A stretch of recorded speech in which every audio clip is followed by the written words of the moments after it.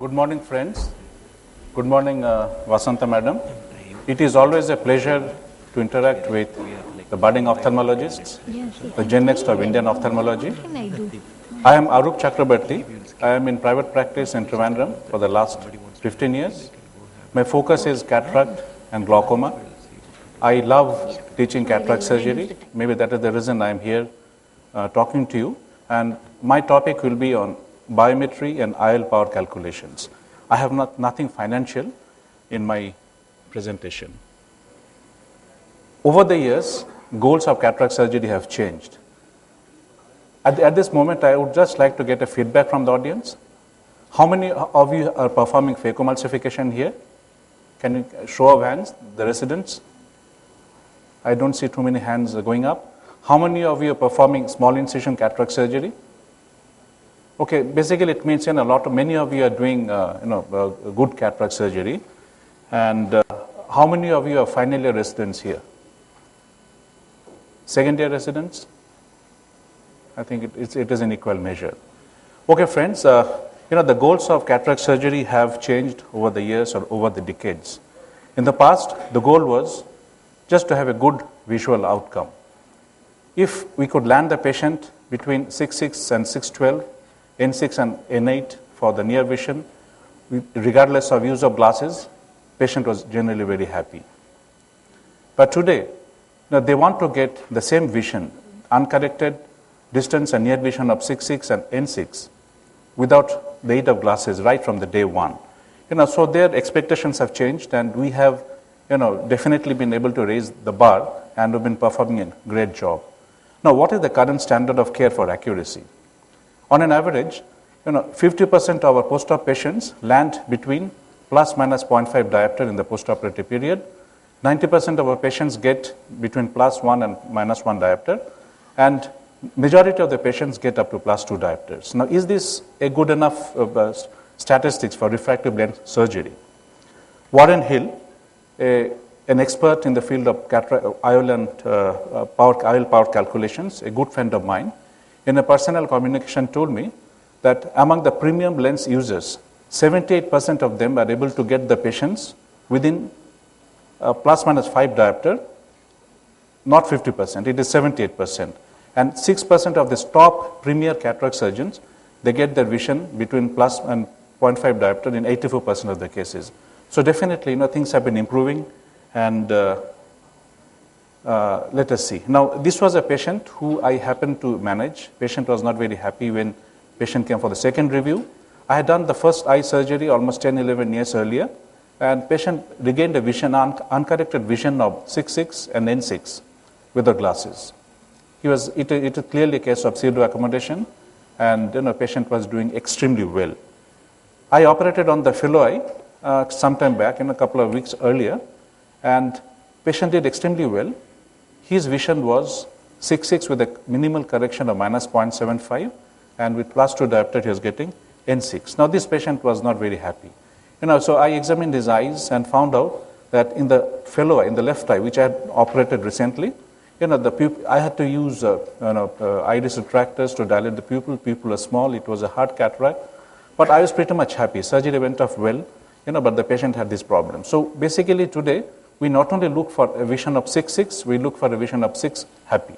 The patient has to be happy, and there are so many other factors that have to be taken into account, which gets taken care of during proper counseling. Targeting of amyotropy and cataract surgery depends upon a lot of factors. You have to perform a safe surgery. Intraoperatively, complications should not be there, and post-op events also should be well managed. The astigmatism has to be properly taken care of, and currently we do that using a toric intraocular lenses, or other option for that is to perform a limbal relaxing incision. Toric lens is a premium lens, and we are using multifocal lenses, and these are the premium lenses which are definitely getting better results for our patients and increase the refractive accuracy.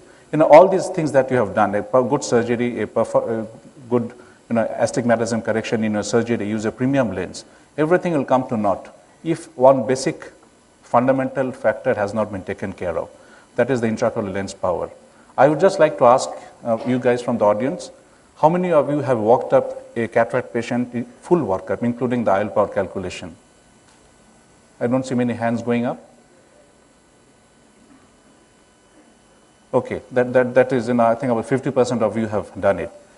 See, as a resident and as I saw myself evolving as a surgeon, as a resident and as a fellow and subsequently a junior surgeon, we are more interested in learning cataract surgery, doing it better, use higher generation machines, use premium lenses, and keep on refining our techniques without realizing that at the end of the day, patient really doesn't care, what machine has been used, what lens has been used. Patient just wants to see well, patient wants to be happy. And that cannot be, given to the patient if your IL power calculation has not been done properly. So basically, you require a few data from the patient's eye, dimensions.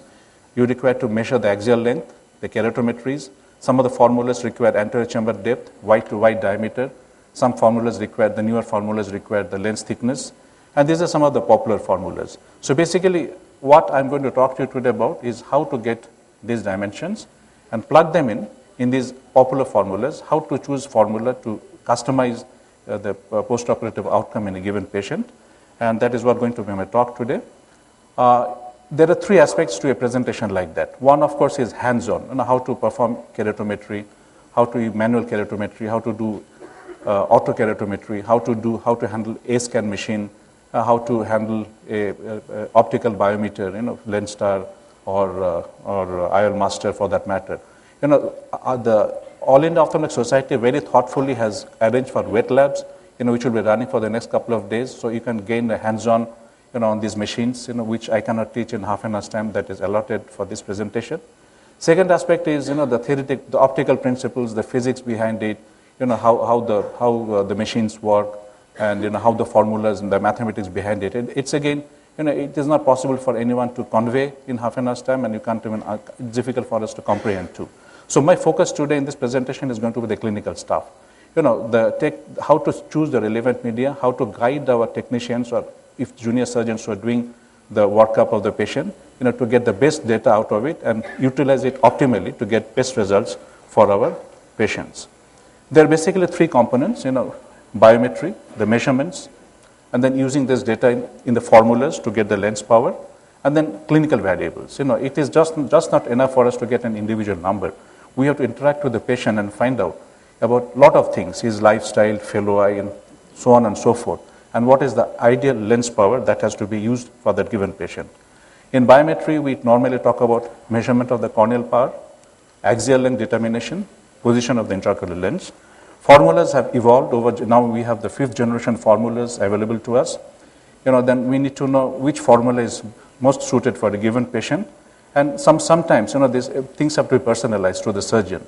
A same lens, same formula may not work well in, as far as postoperative refraction is concerned, in my hands or my friend's hands, but Dr. B or Dr. C may be pretty happy with the same combination. So this has to be personalized. And then, the clinical variables, we need to look into the patient's needs and desires, the special circumstances, the problems and errors that can happen. Now, keratometry is the method to determine the true central optical power of the cornea. Ideally, we'd like to take all the measurements at the center, the visual axis. But let me tell you, today the technology doesn't allow us to measure right at the center, at the visual axis. We take all the measurements in the paraxial areas and then try to extrapolate, and make sure and try to find out what could be the power in the visual axis. So basically, the keratometer, the manual keratometer or the auto keratometer, it doesn't directly measure the corneal power, the D. It measures only the radius of curvature of the anterior corneal surface, and then it converts this radius into the diopter using this formula. The keratometer makes certain assumptions. There is a keratometric index of refraction of the cornea. It is not the actual refractive index of the cornea. It is an optical principle. It is a concept. And then, since we are not measuring the posterior corneal surface, it again measures, it assumes a ratio between the anterior radius of curvature and the posterior curvature. So these are the assumptions that are made, and they are assumed to be true for all the patients that we do. The different kind of keratometers that one has to be familiar with. Basically, it projects an image onto the cornea, and it accurately determines the size of the reflected first Purkinje image from the front surface, and that image size is converted to corneal radius using simple Vergence relationships of convex corneas. The procedure I'm not going to talk to you about. Now, it is very important for you when you perform the keratometer is you must adjust the focus the eyepiece. For each and every case that you use the manual keratometer, you must focus the eyepiece. How you do it, you learn it in the wet lab. When you perform keratometry on any patient, make sure that the patient has not undergone an applanation tonometry, no drop has been put on the patient's cornea. We want to deal with a virgin cornea. So if a patient has already undergone all these tests, eyes have been dilated, applanation tonometry has been done, call the patients back on a different day and perform the keratometry. How these are done will be learning in the wet lab. Now, once the keratometry is over, you have to write down what is the power of the cornea in each axis. Second thing you have to write down is what is the astigmatism that is given in that particular patient. Difference between the horizontal and the vertical diameter of the dioptric power of the cornea. And then you also need to make a note of whether you're dealing with the rule or against the rule astigmatism, or oblique astigmatism, or irregular astigmatism. Of course, if the patient is using contact lens, make sure that a hard contact lens is off the cornea for 2 weeks before the keratometry. And if it's a soft contact lens, it has to be off the cornea for about a week. This is another part which is given the go-by most of the time. Every 6 months, the keratometer has to be calibrated. The manufacturer provides you with a calibration kit, spherical balls with known radius of curvature. So every 6 months, you have to make sure that the keratometer is indeed, the optics inside it is doing well. If it is not doing well, the technicians have to, recalibrate the machine. Next, we move on to the automated keratometry. Many of us have started performing only automated keratometry in our practice because, the learning curve is pretty short. It is, accuracy-wise, it is quite similar to the manual keratometry technique. It has got a higher repeatability. It measures very fast. It is possible for us to, measure the corneas of uncooperative patients, patients who are bedridden and who cannot be made to sit in front of the keratometer. Results can be printed out, and certain automated keratometers, the data can be interfaced with the computer network, and subsequently which will be required for your IL calculation. So another thing that I had briefly alluded to earlier, keratometers are not measuring at the visual axis, at the center. They measure, most of the manual keratometers measure from 3 to 3.3 millimeters out of the visual axis. And with a given keratometer, the exact the radius that it measures depends upon the curvature of the cornea. So if the cornea is flat, let's say 9 millimeters radius, in that case, it measures 3.7 millimeters from the center. And if we are dealing with a steep cornea, it measures 2.8 millimeters. So this is a factor which has to be kept in our mind. While using an automated keratometry, there could be an error if the Myers are irregular. If the Myers are very irregular, the keratometer is not going to take a reading. That's fine. But however, if it is slightly irregular, the keratometer gets confused and it gives you erroneous values. So that is one aspect that has to be kept in our mind. Today, we are also taking the keratometric measurements using the optical biometer. There are a couple of there are 4 optical biometers available in the market. This is from Zeiss IL Master. This is from Hackstraight, and this is from Nidec, and a new one has been released by Topcon. So the keratometer in the IL Master measures actually 2.5 millimeter from the center. So it measures only 6 points, and it doesn't measure anything in between, which means the in-between values will have to be extrapolated. If it is extrapolated by the machine, and there is always a chance of inaccuracy. This is the Hackstraight machine, which measures about 32 points, unlike the previous machine which measured only 6 points, but it measures at 2 radiuses, 6.5 millimeters and 2.3 millimeter optic zone. So this is supposed to be a little more accurate. The newer version of IL Master has come out, which measures 18 points, and that is also pretty accurate, as accurate as the Lenstar. And these are the other machines. So basically, we can get the keratometer using a manual technique, using an automated keratometer, or the optical biometers also can be made to give us the keratometry value. So that is about keratometry. So we have found out the corneal curvature. Next is the axial length. That is a very important aspect. So far, we have been using the A-scan units, ultrasonic units. Today, we have these optical biometers available to us. The first one is released by Zeiss in 1999, and now we have the latest TopCon available. However, the A-scan units have been used for a very long period of time. They have been verified for accuracy. They are periodically calibrated. Most of these have an oscilloscope monitor. So we basically have been getting pretty good results with the A-scan biometers. A-scan biometers, again, can be used by applanation technique, contact technique, as you see here, which is most often done, and immersion technique. The contact technique or the applanation technique of A-scan biometry is something which most of us from the podium say should not be done. It is obsolete. In fact, if you see the latest book by Ken Hofer and I have done a couple of courses together. So he, in his last book, has entirely dropped the chapter of the contact applanation biometry. So basically, the problem is with the contact technique, there is always a chance of applying pressure on the cornea, and you can always get a false shortening of the cornea, of the axial length. So for example, the mean average shortening of the axial length is to the tune of 0.25 to 0.33 millimeters. So this is again, it is basically the same machine, same patient with corneal compression, where you get a 22.66 millimeter axial length. Here you are getting, without a corneal compression, 22.96. So one has to be very careful while using the applanation type of A-scan biometry when you are performing. Immersion is better from that perspective because there's no question of any applanation taking place in the cornea and a false shortening of the axial length of the eye. So most of the surgeons would prefer to use the immersion technique of A-scan. And a meta-analysis that has been done has also shown that the difference, the shortening that you get with an applanation technique is almost 0.21. So basically, in my practice, I've almost given up using the applanation type of A-scan biometry. So you should be able to find out, this is a perfect biometer, a perfect scan. Now, if you see the retinal scan, when the ultrasonic beam is perpendicular to the retinal surface, the echo spike rises up at 90 degrees and it is very steep, unlike what you see here. So if you see a scan like that in your oscilloscope, you should reject it and you should repeat your biometry. This is a good scan, this is not a good scan, this is a poor scan. So basically, axial length biometry, again, what it does, it also makes an assumption, the velocity of the sound within the eye.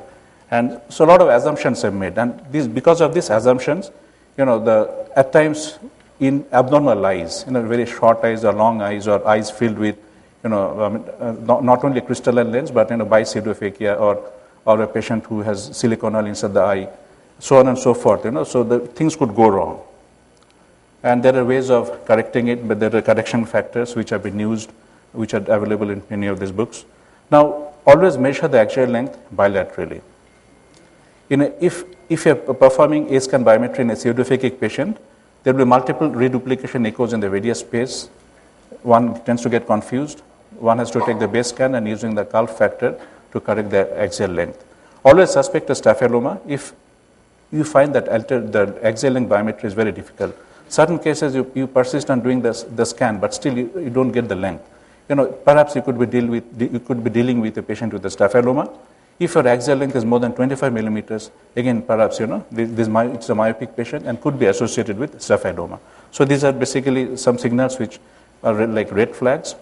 If silicone injection is planned, you're doing a cataract surgery workup for a patient, and patient may require silicone oil and vitrectomy later on, it is a good idea to find out the A-scan biometry for that patient and provide that information with the patient for subsequent use. This is a patient with a staphyloma. So now this is actually a B-mode guided biometry where the machine does the B scan, gets you and identifies the landmark for you, tells you which is the fovea and which is the staphyloma, and then A-scan biometry can be performed at that particular level. This feature may not be available with most of the machines. So basically, when there are certain considerations to be taken into account when you want to obtain accurate measurements, your A-scan ultrasound, the machine should have a real-time oscilloscope. Most of the machines have. Prefer to use the immersion technique. It should be done by an experienced technician. Many of my friends say that experienced technicians using the Appalachian type of A-scan biometry is able to reproduce the same results that you get with an optical biometer. I mean, that is just besides the point. I mean, but the technician has to be experienced.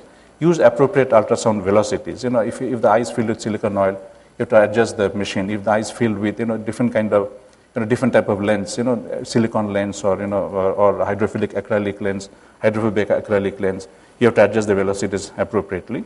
And we should always have a B-scan backup and optical biometers. That is the way to go. These are the various optical biometers available in the market. So basically, this is the IL master, which gives you, as I mentioned earlier, the keratometry. It gives you the axial length. It also roughly gives you the anterior chamber depth. It doesn't give you the lens thickness. And there are certain situations where the IL master must be used. Patients with extremely high hyperopia or nanophthalmic eye, patients with axial myopia or staphyloma, for reasons I've already mentioned earlier, a patient who has undergone a vitrectomy with a silicon oil fill in the eye, and pseudophakic and phakic IL patients. These patients definitely, optical biometry will give you much better results. Patients with a posterior staphyloma, because IL master basically measures the axial length on the visual axis, not on the anatomical axis. So if the patient is able to fixate on the fixation point, you can rest assured that we are going to get a very good value. However, if a staphyloma patient is not able to fixate for some reason or the other, again, it is as bad or as good as any other machine. The LensStar machine gives some additional points in your biometry. And basically, most of the biometers in the market have almost the similar function. They're as reliable as the other one. The third point, after having performed the biometry, is that the keratometry and axial length is the IOL position, the place where the IOL is going to rest of the patient's life. So this is actually was underestimated once upon a time. Today, the surgeons have realized that this is the rate limiting step. We are getting very good K readings. We are getting very good axial lengths. But where we are messing it up is we are not able to predict where the lens is going to sit, where the intraocular lens is going to sit over the rest of the patient's life. So basically, there are certain factors, that have been, we have heard about the A constants, the anterior chamber depth factors, the surgeon factor, etc. So basically, these factors are noted down in the IOL brochure or the IOL packet, and from that has to be individualized. The surgeon has to individualize the particular factor, which works, the factor which gives him the best results. This factor is substituted in the IOL formulas, and that gives him the best results. So basically, there are certain situations where the biometer should be repeated. Like if your axial length is less than 22 or 25 millimeters, must repeat it, because chances of the machine making mistakes is much higher in this situation. If the difference in the axial length between both the eyes is more than 0.3 millimeters, again you should repeat. Other indications where you should repeat the K reading is if you're dealing with a very steep cornea or a very flat cornea, or if there's a significant difference between the two corneas, more than one diopter. If there's a difference of, I always mention perform biometry in both the eyes. If there's a difference of more than one diopter between both the eyes, then again it is an indication for you to repeat the measurements. Coming to the formula. So we have got all the measurements. Now the measurements have to be put in the proper formula to give you the right IOL power. The formulas basically come loaded in most of the machines. All the optical biometers have a computer inside where all these formulas are there. So automatically all these values are fed into the formula. They're plugged into the formulas. Most of the current generation A-scan machines also have the formulas. Other than Holiday 2 Consultant, which is a standalone software which you have to purchase and install in your computer, separate computer, but most of the formulas come loaded with the machines, for biometry machines. So basically, now what formula should be used? This is the guideline which Hoffer has noted down. Any eye less than 24.5 millimeter, use the Hoffer Q formula. 24.5 to 26 millimeters, use the Holiday 1 formula. And anything more than 26 millimeters, use the SRK T formula. Holiday 2 and Hygie's formulas are okay, but unnecessary. Because Holiday 2, it comes loaded with the IOL master. Otherwise, you have to purchase it. It costs $2,000. So that's a time I want to make it a little more practical. So you won't find Holiday 2 in most of the A-scan machines. Hygie's formula is one of the best formulas available, but it has 3 constants which have to be personalized. And if you want to personalize those 3 constants, you need to perform 500 to 1,000 cases and then feed it into the software that will tell you which is the right value for you to A0, A1, and A2. And until unless you get this formula, get these A constants, you are not going to get a correct IL power calculation with these cases. Now, IL power surprise. So I'll just, because of paucity of time, I'll just show you one particular case management. Sometime back, I happened to operate on a patient who was an elderly male, primary open-angle glaucoma, and a candidate for IFIS. Patient was a patient with benign prostatic hypertrophy and was receiving drugs which can give rise to IFIS. Fellow eye has been operated in some other hospital in Kerala. Patient was doing quite okay, 6/6 vision. The current eye had a grade 4 nuclear sclerosis. I could not use the optical biometer because optical biometers don't give you values if you're dealing with a very hard cataract or if you're dealing with a very thick posterior subcapsular cataract or a posterior polar cataract, or if the patient is not able to fix it. So I had to use the applanation type of A-scan biometry, and surgery went up pretty well. Post-op patient saw 6/6 in 6. But why am I presenting this case to you if it was as simple as that? He required a correction of minus 5.5 diopter sphere and minus 1.5 diopter cylinder. So that was quite devastating. It was not my own patient. The patient had come from elsewhere. So post-operatively, he was a glaucoma patient. IOP was very well controlled. I could not give him glasses. He was not tolerating glasses, and he was complaining of diplopia, asthenopia, and things like that. So how do we manage such a patient? We are dealing with a patient who had a post-operative refractive surprise, significant surprise. Smaller surprise you can manage with glasses, but this is a large surprise. So the management options, spectacle correction, as I mentioned now, I could not suggest it to the patient because of the anisometropy and anisoconia that patient could go on to have. Contact lens is not just practical for a patient who is 78, 79-year-old. Laser vision correction, I don't do it personally as it stands today. So, I mean, a patient has to be referred out elsewhere, and it costs money, and it is not a very practical approach. Incisional approaches means I could take out that particular lens, IOL exchange, and put the lens of the right power. Second option is secondary piggyback intraocular lens. You put another lens in the eye to take care of the refractive error. Now, what are the relative merits and demerits?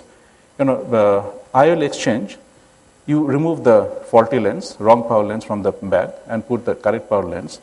There are two problems here. Number one, how initially itself you made a mistake in calculating the IOL power. So how do you know what is the correct power of the lens? How are you so sure that you are not going to get, again, another surprise? There is always an element of surprise. There are various ways of reducing this problem, but there is always an element of surprise. Second problem is the intraoperative difficulties. A lens which has been inside the eye, inside the bag, small pupil, and fibrosis has occurred. Trying to take that lens out, you may damage the posterior capsule, you may damage the zonules, there may be tremendous amount of trauma to the corneal endothelium. So surgically, again, it is going to be very difficult. And then, of course, you require a lot of instruments for that. I have this set of instruments. This is like a fire extinguisher. You don't expect any fire in the house, but you still have it because in case something breaks out, you have to have the fire extinguisher. So it requires complex instrumentation, which are expensive. Third or final option is a secondary piggyback intraocular lens. So this is a very simple surgery. The visual rehabilitation is very rapid because there are hardly any manipulations involved. The procedure carries relatively low risk when you compare it with IOL exchange, and you did not know what was the capsular bag lens. That was the primary lens that is inside the eye. You don't have to know. So only thing you need to measure in this surgery like this is the patient's keratometry and the current manifest refraction and what lens you're going to use for the patient. Capsular ruptures, zonular dehiscence, vitreous loss are not to be thought of in patients who are going to get a piggyback lens. But this was a glaucoma patient, so I was worried about pigment dispersion. And interlenticular opacification is a phenomenon with piggyback lens, primary piggyback lens. In a secondary piggyback lens, you don't get it. So basically, before you implant a piggyback lens, you need to make sure that the back is steady. You cannot write piggyback on somebody if the other person also has a broken back. So you have to make sure that your primary lens is within the capsular bag, very well centered. There's nothing wrong with the zonules, and it is going to support another lens in front of it. And then there has to be significant space, about 1 millimeter or so, between the original lens and the back surface of the iris. And the initial original lens should not have a very steep anterior surface. Why it is like that? I'll just show you now. So it is very important to choose a proper piggyback lens. It is not that any standard lens you can use, any available lens in the market can be used as a piggyback. One could do it, but it is not scientific. And if there's a post-op complication, you will not be able to justify it. So this is a new lens called the Sulcoflex lens, which is a very large lens, large optic. It has got a meniscus design. Posterior surface is concave. And this patient, this is the ideal lens. How do I calculate IOL power for these patients? If a patient has a hypermetropic surprise, I just multiply the spherical equivalent of the patient's manifest refraction by a factor of 1.5. If the patient has a myopic surprise, the factor that is used to multiply the spherical equivalent with is 1.3. This is when we want a target refraction of 0, or if the patient's postoperative emmetropia, the patient that we're handling, is within plus minus 7 diopters. However, if it is a very high refractive surprise, more than 7 diopters, plus or minus, or if you want to make the patient a little myopic, you have to use the refractive divergence formulas, and I'm not going to it. So basically, you don't really have to find out the axial length. Only thing you need to do, get the keratometry readings, find out what are the manifest refraction, what lens you're going to use, plug in those values in this formula, and that will give you the lens. Just take 2 minutes. No, Dr. Please. Okay. Yeah, so basically, I'll just summarize. So the lens exchange was performed, and the patient has been doing extremely well.